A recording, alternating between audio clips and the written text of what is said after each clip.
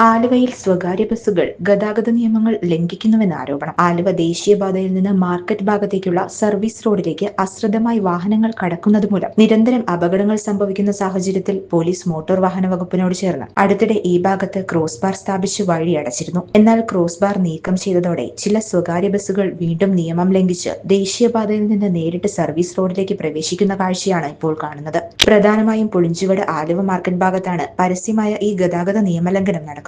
യാത്രക്കാർ കുറയുമ്പോൾ സമയം ലാഭിക്കാനും കൂടുതൽ ട്രിപ്പ് നടത്താനുമായി ചില സ്വകാര്യ ബസ്സുകൾ റൂട്ട് തെറ്റിച്ച് അപകടകരമായി സർവീസ് നടത്തുന്നതായും നാട്ടുകാർ ആരോപിക്കുന്നു. നിരന്തരം അപകടങ്ങൾ നടക്കുന്ന ഈ ഭാഗത്ത് ബന്ധപ്പെട്ട അധികൃതർ അടിയന്തരമായി ഇടപെട്ട് നിയമലംഘനങ്ങൾ അവസാനിപ്പിക്കുകയും പൊതുജനങ്ങളുടെ സുരക്ഷ ഉറപ്പാക്കുകയും വേണമെന്നാണ് നാട്ടുകാർ ആവശ്യപ്പെടുന്നത്. C news Aluva.